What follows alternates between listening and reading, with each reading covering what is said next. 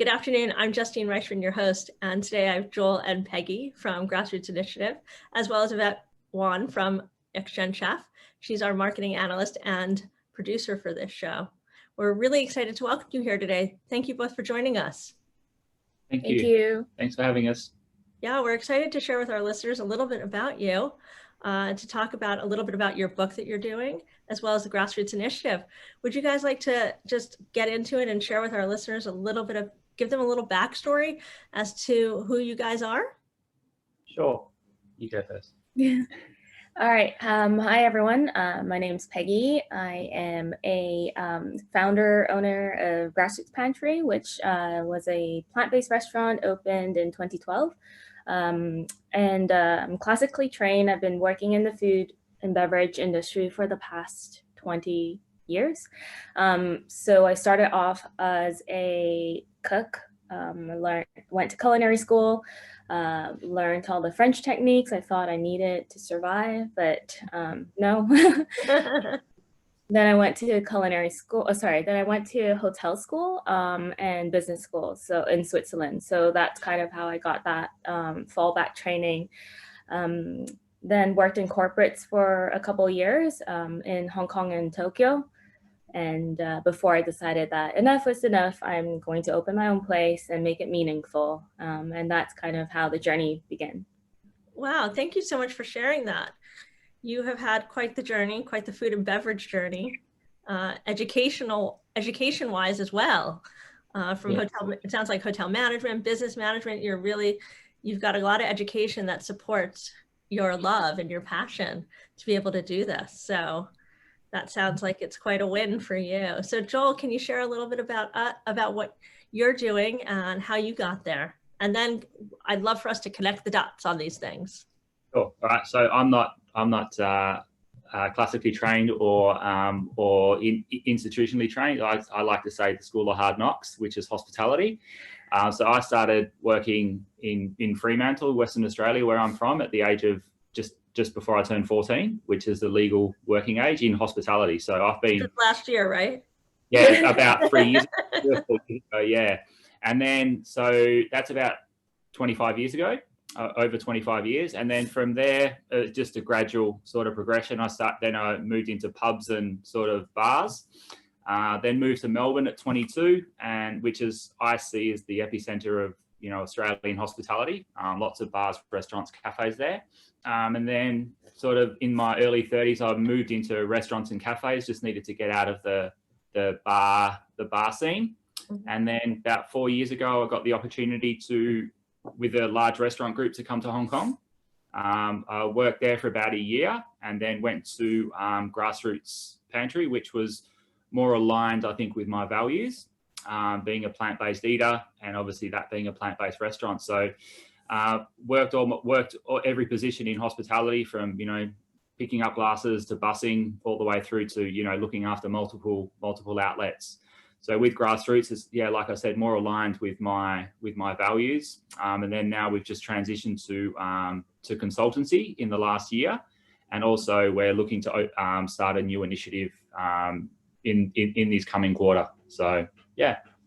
Wow, that's amazing. So, and then how did you guys both connect? So that's an interesting story. So we're actually,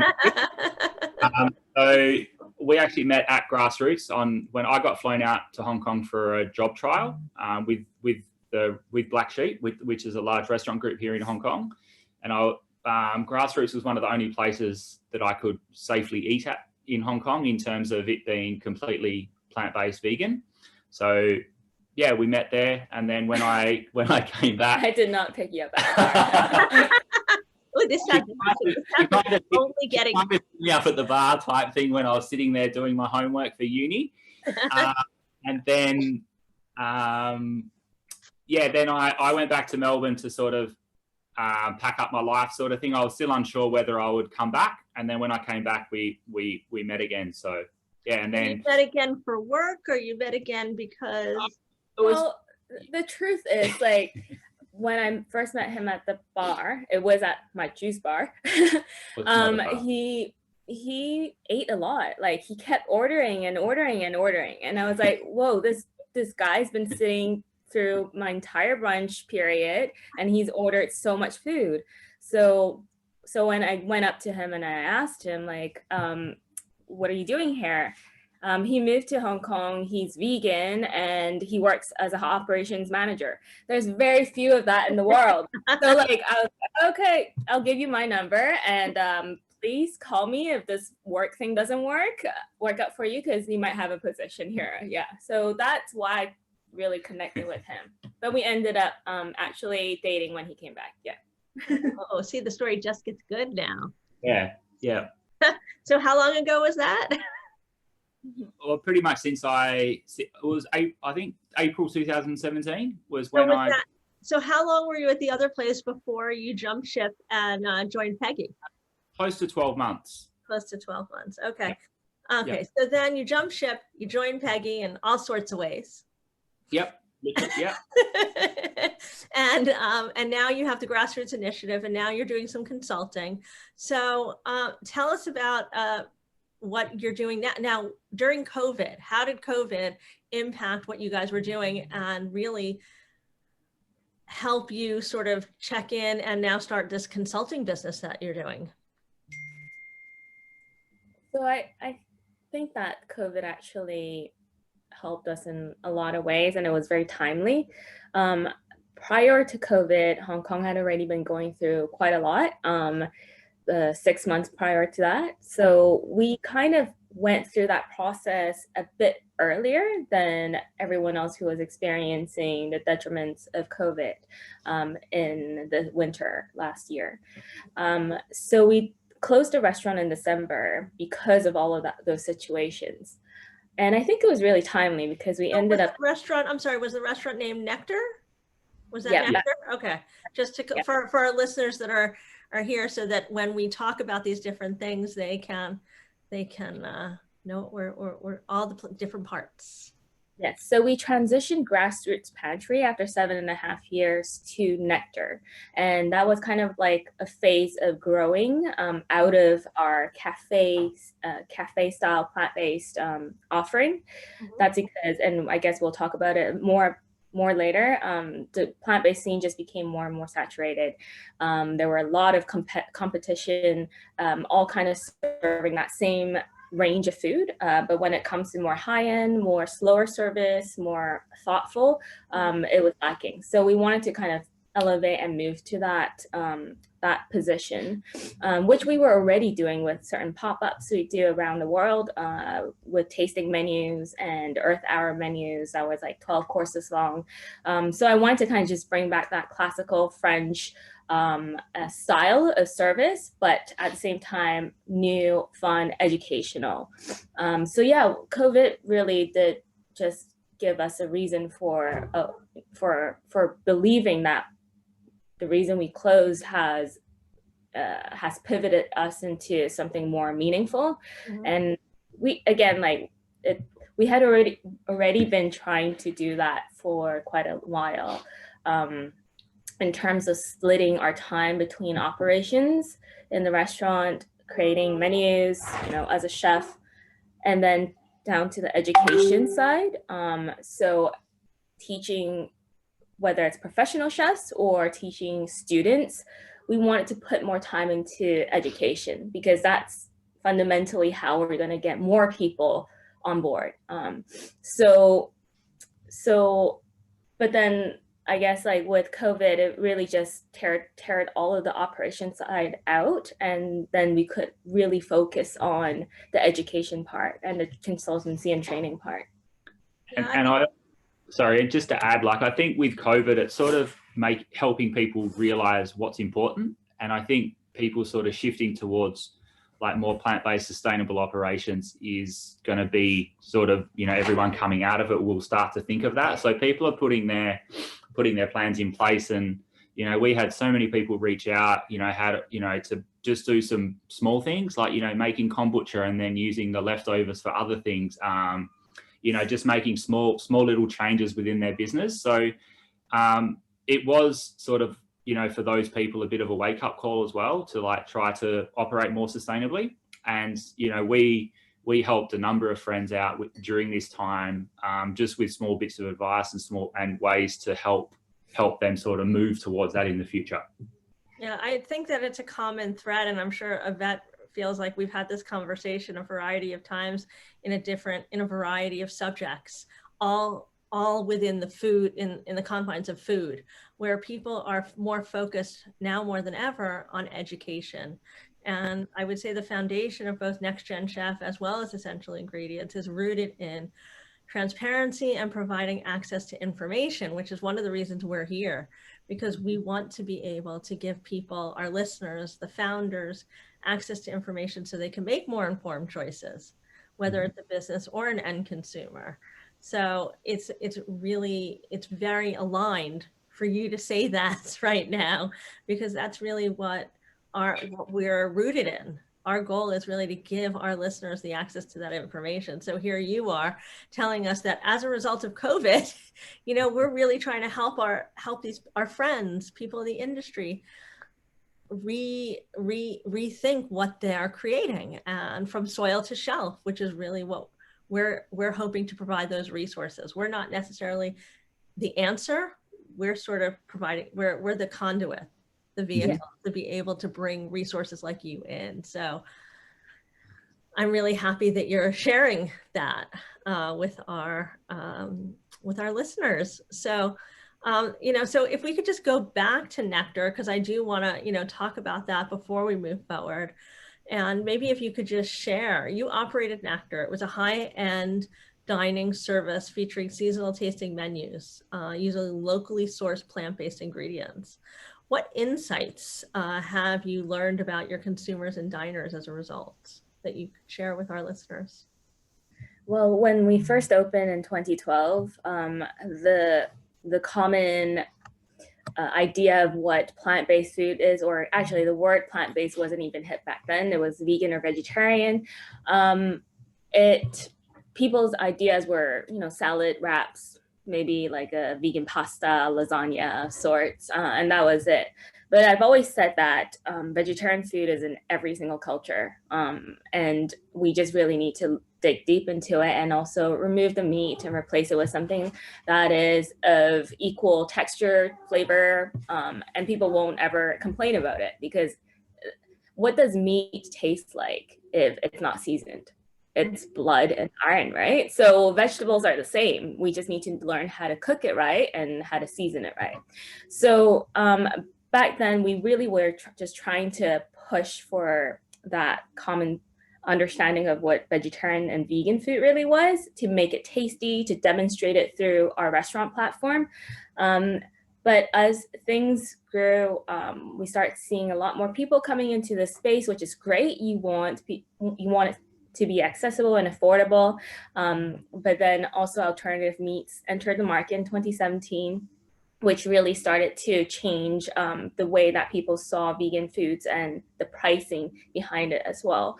What we do is first and foremost source as much as possible from our local farmers, and generally the quality is much higher, the nutrition part is much higher, and therefore there's a reason why we price the things that we do price that way. But when you're comparing to a lot of the processed foods, it's very different. So we wanted to really differentiate that part, and hence why Nectar was so important for us. Now, we at our peak were doing 350 covers a day, nonstop, 7 days a week. We had maybe 2 days a year off, and that kind of service and that competition and that kind of pace is great for our economy, great for our market, great for growing your business, but it's also really detrimental to the removal of a connection between customer and the creator. So what I thought was really missing was, over the last 2 years, we started to feel disconnected with our consumers, and our consumers were really looking at the surface level of price, and that was pretty much, and portion size maybe, and that was pretty much it, but without acknowledging all of the work that had gone behind it, all of the farmers that grow the food, and So there were a lot of things I wanted to talk about. And with the surgence of UN SDGs in 2017, there were more and more information coming out, and each Lancet that was published in 2019. This is all new science, and I really wanted to connect that with diners. And so Nectar was a way to kind of slow things down. Let's reconnect and let's talk about this at the dinner table together. Yeah. Yeah, and then on that, like from the service side, you know, being able to explain to guests and customers where the food was coming from. You know, like this is a Yunnan mushroom. This is, you know, from a locally grown farm, and people are like, oh, there's farms in Hong Kong. It's like, yeah, it's like, you know, 40 minutes away. So then we also then had our farmers, so from the organic market for the organic farms, out the front of the restaurant on Saturdays, on Tuesdays, Thursdays, Saturdays, and Sundays. So then being able to tell customers that then you could come back on Thursday to buy your vegetables, or come past on the weekend to buy these vegetables to then cook at home. So really then connecting, you know, table to farm, farm to table, whichever way you want to put it. So there was that aspect to it. And I think people, you know, now will really want to know where their food comes from. And, you know, we've been doing that, you know, since I started there in 2018, but more so with Nectar, when you had the chance to explain at the table, and the customer had more time, more access to you, I suppose, as well, rather than, you know, frantically running around at trying to just turn tables and, you know, serve people, get them out, get the next people in. So slowing down the service really helped in that aspect. And then another interesting one, you know, towards the end was Game Changers, you know, the documentary on Netflix. The amount of men that would come in, like, willingly and like acceptingly as well. Like, it was so funny, like, you know, seeing, oh, I didn't know, you know, people could be strong and eat vegan. And, you know, so you saw this new wave, I suppose, of people being accepting of it, and even mates reaching out to me about it as well. You know, that would normally be giving me shit about it. They're now asking questions. So from a holistic point of view, it just brought more awareness. And like Peggy said, slowing down the service allowed us to communicate, you know, where the food was coming from. I want to thank today's sponsor, Next Gen Chef. Next Gen Chef feeds members with the knowledge and tools that they need to create concepts with purpose and succeed. If you're listening today, they are offering a 1-year subscription for any new founder that wants to participate at a special discounted rate. For more information, email team@nextgenchef.com. If you're interested in becoming a member or just a part of the community, email NextGenChef at team@nextgenchef.com. You can also follow them on Instagram at NextGenChef, as well as on LinkedIn and on Facebook. Thank you again, NextGen Chef, for making this podcast possible. Together, we can change the future of food.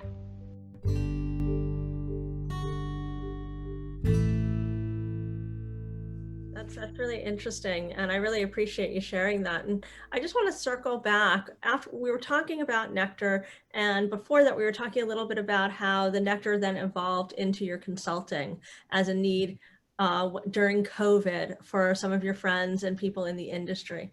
And I'm curious if maybe there's some stories that you can share from clients or friends, you don't have to, you know, share names or anything, of the impact you've been able to have with them on some of the tools that you were able to share so that it could impact them in their business. Mm-hmm. So on the consultancy side, it took about like a month or two to figure out what would be the best format to roll this out and the best format to train. Because as food service providers, we don't have much time. We don't have time to read through things. So it was very much a one-on-one type of thing.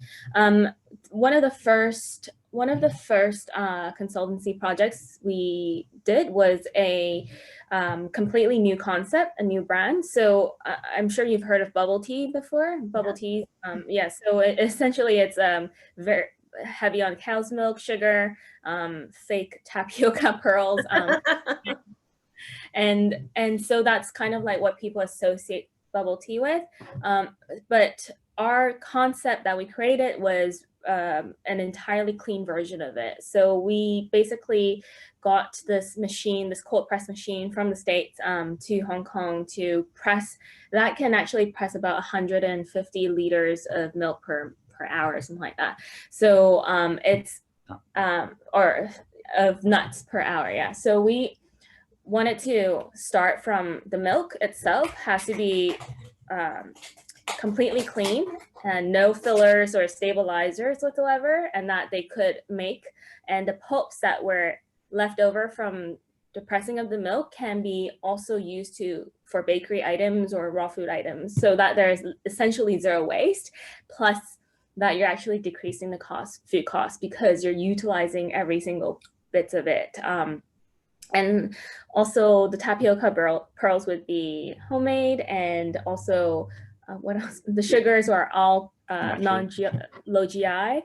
So that concept really rolled out fantastically. Hong Kong people love bubble tea. It's a fast casual place. They want to expand it, and nobody's ever done that before. So that was one of our first projects. Yeah, and then another one. So I just with that, you know, like it's like bubble tea is like a everyday item for a lot of people here, and to have a clean version, and these guys were brand new into hospitality and into the market, so seeing it as an opportunity to get like rents and those sorts of things as well that people don't think about, good location. So we help them identify that as well with in terms of, yes, it's not a good time to get into it, but it's also, you got to look at the positive as well from this. Like, it's a good time to to get into the market. Mm-hmm.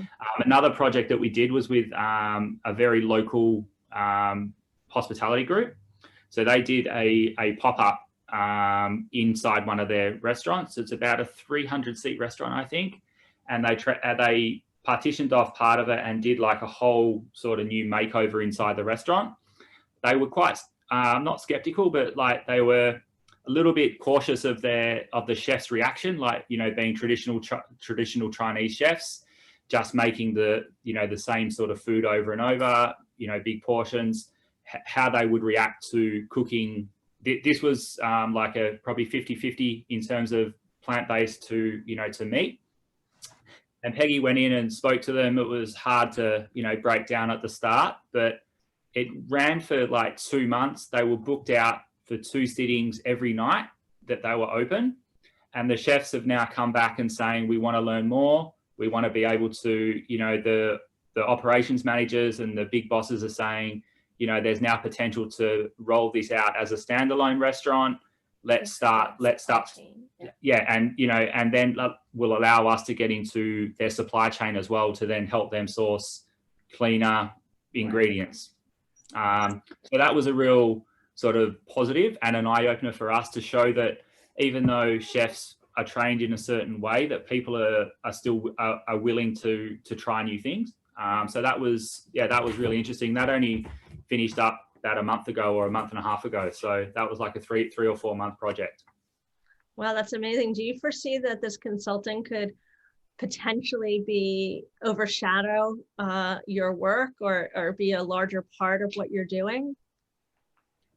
I think it complements the greater goal that we want to reach. And the greater goal is to create as much impact as possible in terms of education and also climate. How can we help collectively solve the climate crisis? It's complementary because then we're not just telling people what to do, we're showing them what to do, and what can be achieved if we all do it together, right? So essentially it complements us. We don't want to put way too much energy on consultancy small projects because there is so much that we need to do as well, but there's a lot of engagement, and mostly it comes from chefs wanting to learn more, but without having to go to culinary school or reading a book. They want to connect, they want to work together, which is fantastic. That's what we want to build, a more collective and what's the word that I want to say? Collaborative or impactful. Collective, collaborative, and impactful. Yeah. Correct. Yeah. Okay. Well, that works. Yes. It's like I was telepathic there. Well, I want to make sure to include Yvette in this conversation as well, because I know that she's really passionate about what you're doing as well. So Yvette, I know that there's a couple questions that you have in mind, and I want to make sure that you have an opportunity to ask those questions. So Yvette, take this time and maybe shoot those questions over to Peggy and Joel, and we'll continue this conversation from there. Yeah. It's a great transition point. We've dug through Nectar and Grassroots Pantry, but we know you guys are up to something bigger and more ambitious. Would you like to announce or share the blueprint of Zero Footprint Asia with us? Yeah, sure. So Zero Footprint, it's a San Francisco-based company, which I did mention to Yvette on our previous call. So their goal is to mobilize the food world, so around agricultural climate solutions. So we first met Anthony and Chris at the Melbourne Food and Wine Festival back in 2018. Peggy was on a panel with them, and their first slide had a slab of steak and eating our way out of the climate crisis. And I was thinking, I was sitting up in the crowd, I wasn't down there on the panel, thinking, what are these guys on about? What are they going to say? You know, are they going to say we need to cut meat out, or, you know, how are they going about this? But it resonated with us in ways that, one, we know people aren't going to stop eating meat overnight. And two, when my grandparents came out from Croatia, they farmed in ways that weren't using pesticides. They were working with the land. They were, you know, had some small animals there they wouldn't necessarily kill for food, but were there to help, you know, regenerate the soil. And that just really got us thinking. And then they had, so then we listened to their talk, we spoke with them backstage, and then, you know, continued the conversation. And 2 months later, we're going through a life cycle analysis. So doing a scope 3 audit of our restaurant. And from that, you know, it was a lot of back and forth on the paper, you know, going through our supply chain. And then from that, we're able to ascertain that compared to restaurants that serve, you know, local organic meat, that we emitted 65% less greenhouse gas emissions. So that got us thinking about, you know, we started looking into it. And then from that, part of the fund, so then, you know, the per diner was worked out on a dollar basis. So we implemented a 3% carbon tax on top of the bills. And then that money went to help fund projects in America that were helping to draw down carbon from the atmosphere. So we were like intrigued by it, but then we did our own investigating. And then sort of the middle of last year, we got back in touch with Anthony when the Chinese and Hong Kong government both mentioned about becoming carbon neutral by 2050 and 2060. And Peggy sent Anthony an email and said, hey, I think it's time you move to China. Who's going to do it? And Anthony wrote back, I thought you guys would. So then we got thinking about, wow, you know, this would be a really good opportunity. It complements what we've been doing for so long. And yeah, it just sort of started from there. So we've spoken to about a dozen restaurants here in Hong Kong, speaking to university professors, people whose projects we could potentially fund. So they will still need to apply for the funding, but it's mobilizing the restaurant industry. It's a 1% pledge. So it's 1% of their turnover on a monthly basis will then help to fund these projects. So, you know, a fair portion of that 1% will help to fund projects in Hong Kong practicing regenerative farming. So it could be, you know, our organic farmers, it could be composters, it could be, you know, anyone that wants to transition to more regenerative farming practices. So yeah, we've been on a massive learning process this past 6 months about that. You know, Kiss the Ground's a great example of what this project's all about. Peggy's reading up and, you know, joining every online course to do that. So yeah, do you want to explain a little bit more? Well, yeah, and also Zero Footprint isn't simply about farming, right? It's also about ensuring that when we do farm better, our soil is more healthier, and therefore our food is more nutritious.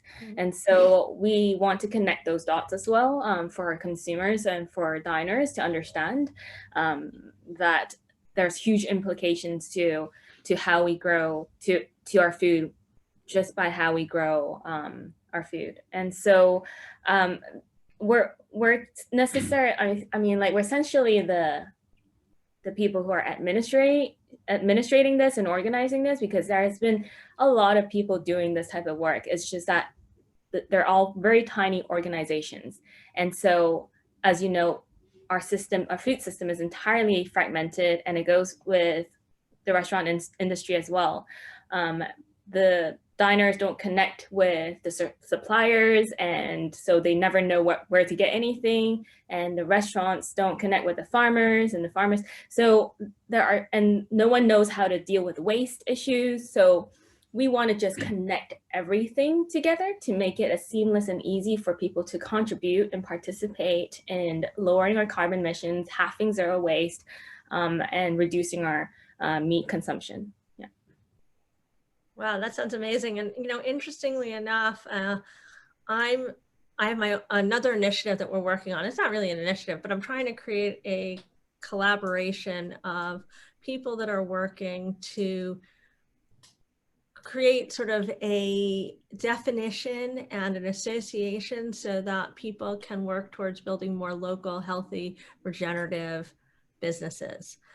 Because creating something organic and certifying it is really expensive and cost prohibitive for many people.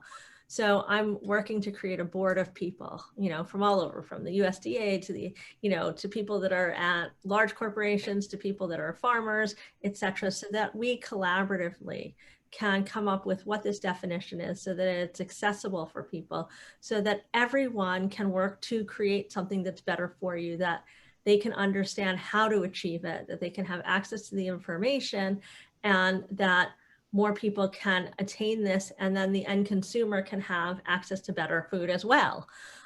Because right now it's a loss for the businesses and it's a loss for the consumers, because so many people can't, it's not accessible. So working right now to put something like that together. Yeah. I just not applied. I just registered to the Real Organic project, Real Organic Symposium, and this is very, very new. Basically, like you said, organic certification is so different to what it was 30 years ago, 40 years ago. And all of the big agribusinesses want to jump into organic, which we're going to see with alternative meats as well, Right. And so the identity of organic and the definition of organic has changed so much. It's missing that component of what it really means to be organic. So yeah, Real Organic Symposium is just launched. So yeah, get on it. And I'll also send you an article on Counter, which was really good about organic farming, especially in the US. I love that. Because I think it's important also for us to understand what's happening around the world. People are doing things differently. The soil's different, the farming's different. And I think it's interesting and important for us to share what's working in different places so that there could be a better understanding. I mean, there's a reason why people in Europe we don't experience the same thing, right? How many times do people go over to Europe and they can eat gluten and they can eat vegetables and they can eat all these things and they're like, I feel fine, I feel great. And then they come back to the US and they're like, I can't eat gluten, I can't eat this, I can't eat cheese, I can't eat all these different things, I just don't feel well. And whether it's the antibiotics, whether it's what's in the soil, I'm not going to say I know the answer, but I do know that there's enough of a difference in the way things are processed and the way things are created that we do need to pay attention to it, and we need to investigate it more and better understand what's going on so that maybe we can set some precedents and share those learnings across borders and work together to create something that's going to work more universally. Absolutely. Yes, 100%. So I'm just trying to create that board of people that can share their different expertise, because I certainly don't have it. But, if we can get people with different experiences to share their knowledge, hopefully we can get enough brains in the room with different experiences to be able to come up with something that will allow us to make a better decision and more informed choices for both the businesses as well as the end consumers, and share that information. So, well, you know, this year, food has become the center of every global organization's topic. So everything from United Nations, not even FAO, it's just United Nations is talking about how food is the fundamental way that we can actually solve climate change. WWF also now focusing on food supply chain rather than just conservation. So everyone's moving into this food space, because we know that food contributes to, the entire food system contributes to 37%, if not more, of the global greenhouse gas emissions now. And what's interesting is also more than half of the entire world's population is in one way or another working within the food system. And so we actually have a lot of power to make these changes. So yeah, there's a lot of people doing this stuff, which is great. I even think on a day-to-day basis, I mean, the things that we're learning, even by bringing thought leaders and folks like yourselves on this podcast, we brought somebody on that wrote a book called Eat Less Water. And she wrote the book because she realized that, you know, she was taking all these baths and different things. And she's like, you know, it's really not about the bath. It's really about, you know, her daily life and how she can, she found by process of elimination that really it was in what she was cooking in the kitchen. It wasn't about the showers. It wasn't about the bath. It was about what she was doing in the kitchen. And by changing what she bought and how she cooked and how she prepared her meals, she would use a lot less water. And so she wrote a book about it. And so I think we all have the power to make choices. And it's not about shaming anybody, about, you know, it's about doing what resonates with you and what feels good to you, because we can't, you know, we can't do everything. We have to do what works for us. But I think by sharing these different recommendations, people can pick and choose what works for them. And then hopefully we can make enough of a change with ourselves through food to help change the climate. I mean, I learned yesterday, was it today, about cheese, right, Yvette? We were talking about cheese. Yeah, and the cows. We were talking about a new way to produce animal-free cheese that it performs way better than the current market solutions for cheese. It's just we don't have like any plant-based cheese that mimics the stretch, the melt. So yeah, we talked with Change Foods, the CMO this morning, talking about how they use fermentation to improve the functionality of cheese. But Yvette, the big thing was she was talking about the impact it has on the environment and for the cows and what it was taking from them, right? It was like 10, you had to go to 10 cows to get one piece of cheese, right? Do you remember that? I mean, that was crazy. Yeah, definitely. Yeah, animal proteins is not very productive. Like it also takes 9 calories to feed a chicken to produce 1 calorie of chicken meat, and that is the highest yield of animal meat across all. I think that's no news to us. Yeah, but like Joel and Peggy said, this is a coalition, and Justine, you're also trying to build the bridges between different groups in society, because this cannot happen alone. It's a huge system. So we'd love to ask you about, we know we are learning a lot.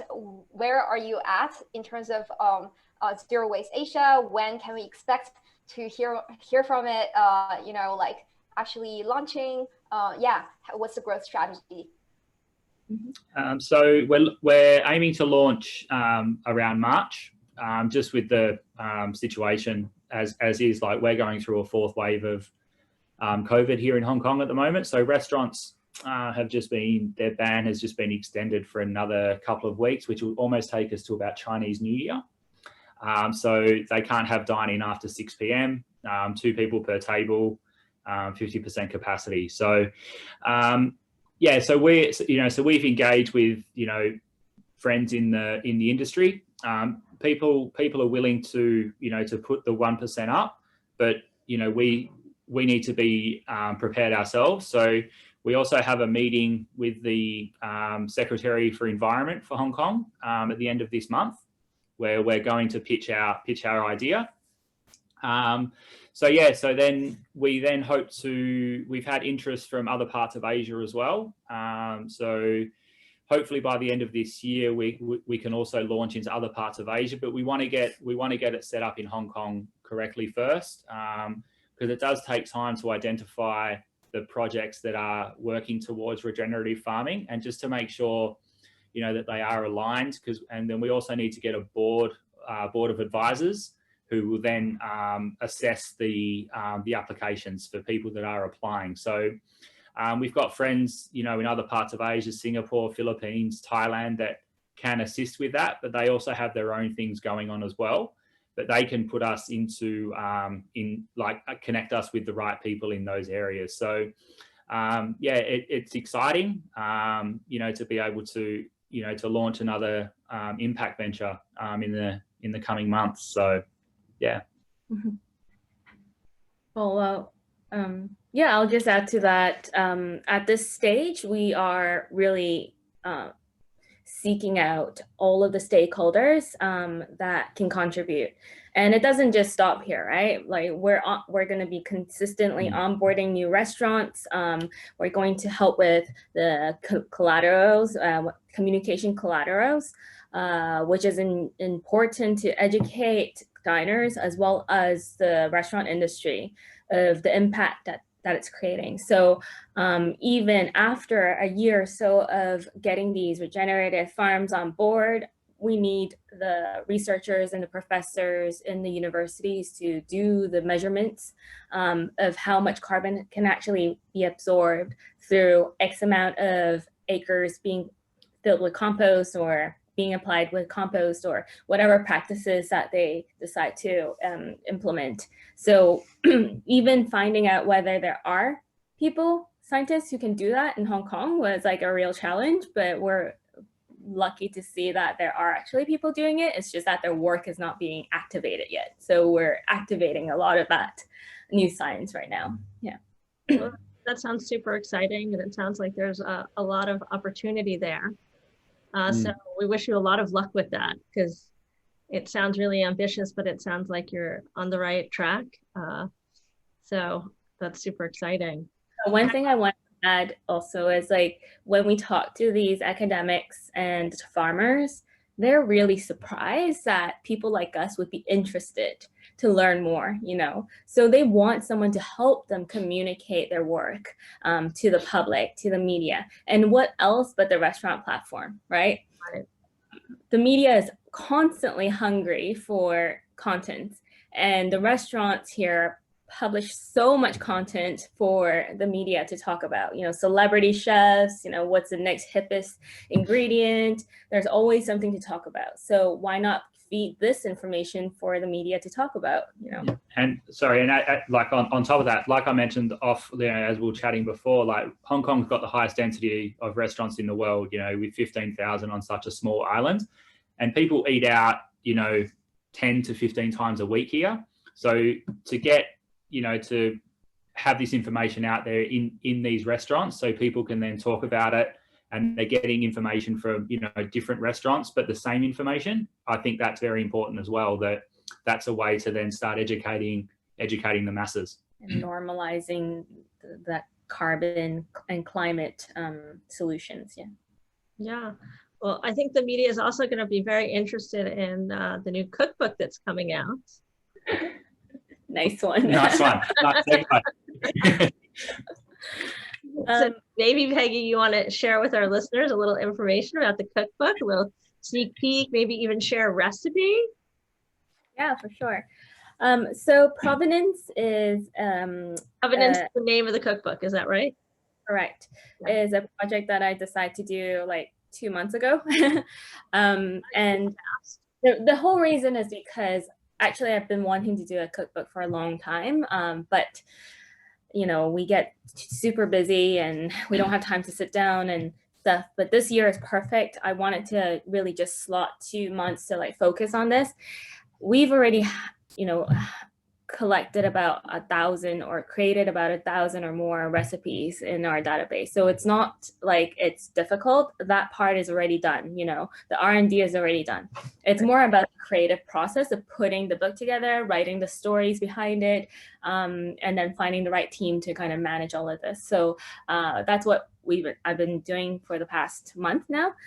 So we decided to put it on Kickstarter to crowdfund it for several reasons. One, I believe that a grassroots movement is what we need. And yes, I can go and find big donors, but the whole idea and the whole concept of provenance and knowing where to source your food and connecting with your farmers and connecting with the players, your stakeholders of the entire food system is what we want to engage people with. And so with the whole crowdfunding campaign, and I'll shoot you the link later, you'll get a sense of what it's about. And most of the proceeds will actually go into helping us start Footprint Asia. So it will help us on the operation side, get a few staff on, and get us going there. So it's all kind of like a one loop thing, but the cookbook itself is all dedicated to helping people source and cook food that is healthy for both planet and our health. And it's also not just for regular, home cooks.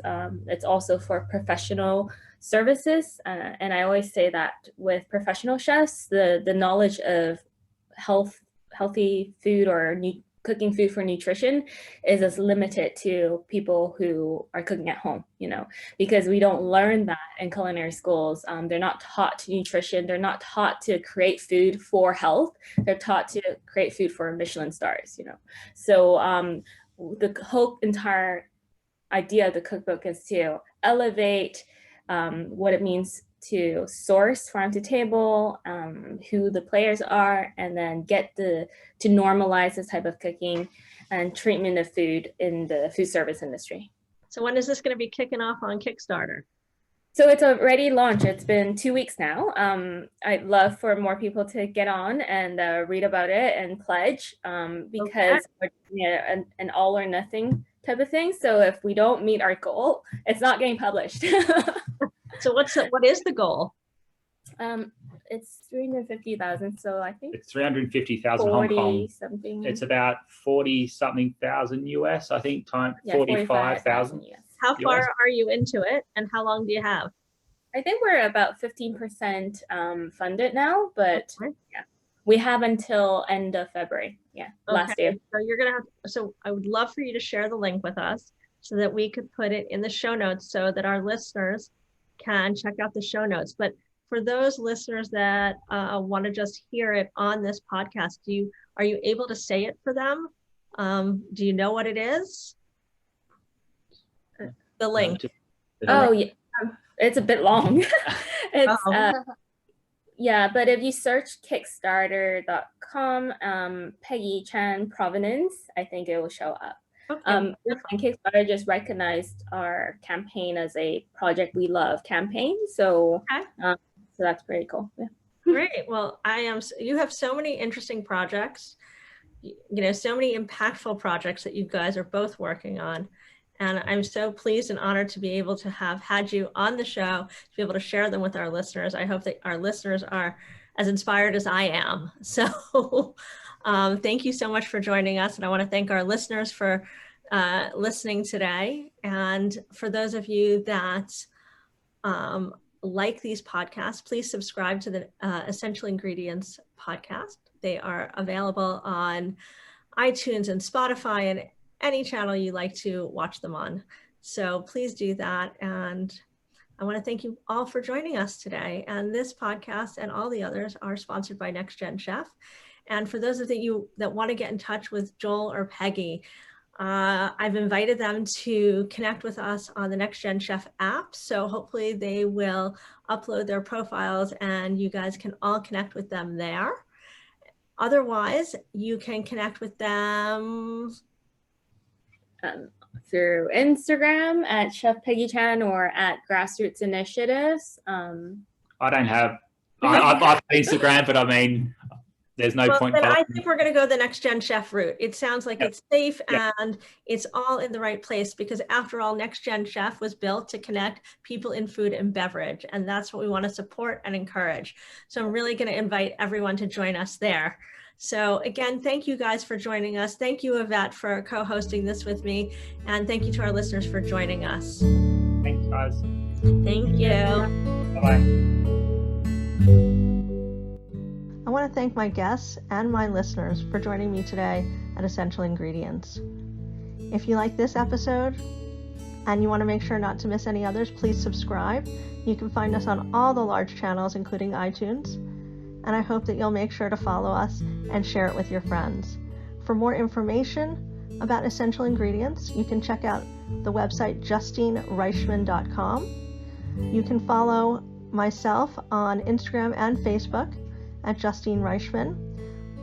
And if you'd like to learn a little bit more about Next Gen Chef and the platform that powers this podcast, you can find us at nextgenchef.com, on Instagram, Facebook, and all the other social media outlets. I hope to hear from you and see you again soon.